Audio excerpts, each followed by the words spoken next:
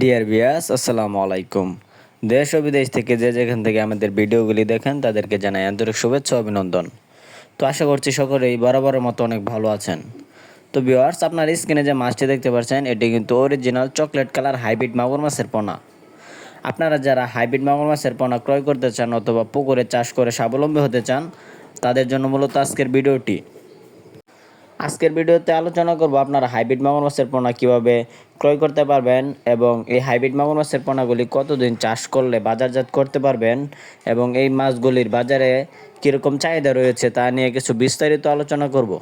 তো ভিউয়ার্স, আপনারা যারা অরিজিনাল চকলেট কালার হাইব্রিড মাগুর মাছের পোনা সংগ্রহ করতে চান আপনারা চাইলে আমাদের স্ক্রিনে দেওয়া নাম্বারে যোগাযোগ করতে পারেন।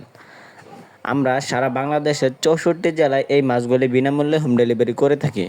তো আপনারা স্ক্রিনে দেখতে পাচ্ছেন আমরা কিন্তু গুনে গুনে প্যাকেটিংয়ের মাধ্যমে এক জায়গায় মাছের পোনা হোম ডেলিভারি দিচ্ছি।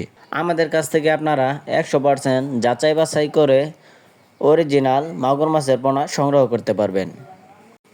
অথবা আপনারা যারা নতুন পুরাতন চাষি ভাইরা আছেন আপনারা চাইলে আমাদের হ্যাচারি থেকে এসে দেখে শুনে কিন্তু যে কোনো মাছের পোনা ক্রয় করতে পারবেন।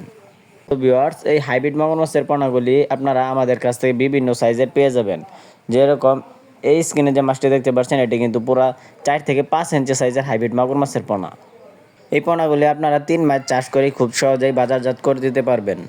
3 মাস চাষ করলে এদের এক একটা ওজন আসবে 1 থেকে 1.5 কেজি প্লাস। এবং কি অন্য সকল মাছ চাষ করার চেয়ে হাইব্রিড মাগুর মাছ চাষে অত্যন্ত লাভ বেশি, কেননা এই হাইব্রিড মাগুর মাছ সহজে মারা যায় না, এদের রোগবালাই খুবই কম এবং অন্যান্য সকল মাছের চেয়ে এই মাছের গ্রোথ সবচেয়ে বেশি, এরা তাড়াতাড়ি বড় হয়। আপনি যদি হাইব্রিড মাগুর মাছ চাষ করতে চান তাহলে আপনার পুকুর প্রস্তুত করার কোনো প্রয়োজন নাই। আপনি চাইলে আপনার যে কোনো নোংরা আবর্জনা পুকুরে কিন্তু এই মাছগুলি খুব সহজেই চাষাবাদ করতে পারবেন।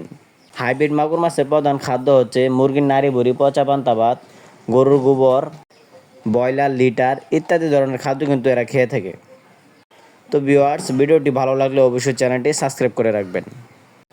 এরকম মাছব্যাপী নিত্য নতুন ভিডিও পাওয়ার জন্য ধন্যবাদ।